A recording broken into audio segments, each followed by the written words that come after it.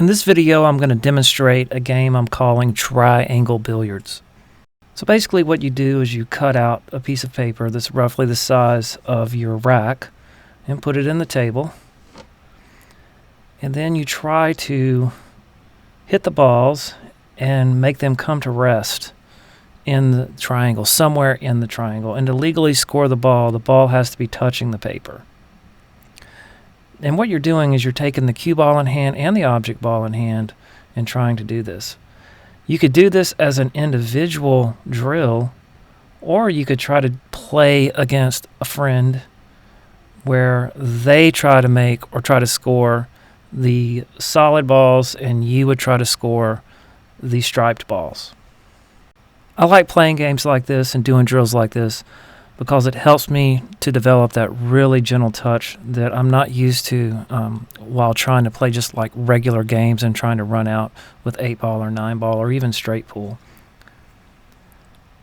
Now what this drill will also expose is if your table is not perfectly level, you'll see that mine is not, and that balls are rolling off somewhat.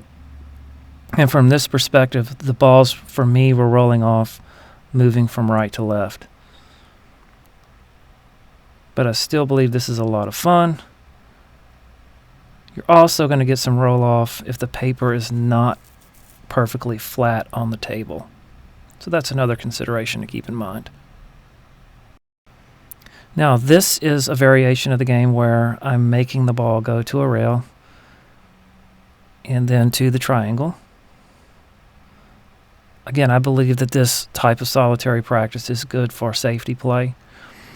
And just good for the learning that finesse, that very gentle part of your stroke when you really roll a ball slowly. So I'm just rolling at one, and in a couple of cases 2 rails into the triangle. Here's an example of how it can be played against someone else. You take the cue ball in hand and the object ball in hand and try to score your ball into the triangle. Now to score the ball would have to be touching the paper. Then your opponent would take the opposing grouping of balls and try to score. Now just like in shuffleboard, and there are versions of this game that are like shuffleboard, you can de-score your opponent's ball.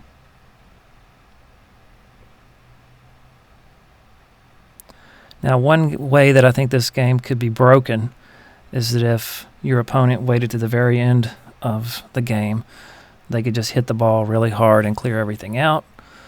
So maybe to avoid that outcome, you could set a rule to where it's loss of game if anybody's object ball touches a rail.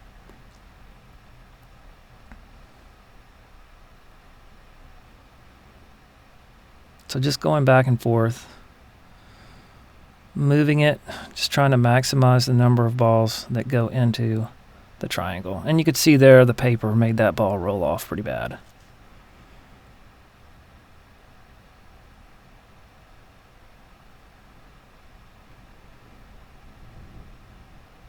So there's an example of the ball getting knocked out by the opponent. And you just take turns, and at the end of the game, whoever has the most balls in the middle wins, which I think is a fun little change of pace. It's always good to try different things, different games, try to keep the game fresh, and then try to learn new things about the game. So the next time you're in the pool room or you have a friend over for a session of pool, give this game a try and see how it goes. If you like my channel and the content that is on it, please consider donating to St. Jude's Children's Research Hospital, finding cures, saving children.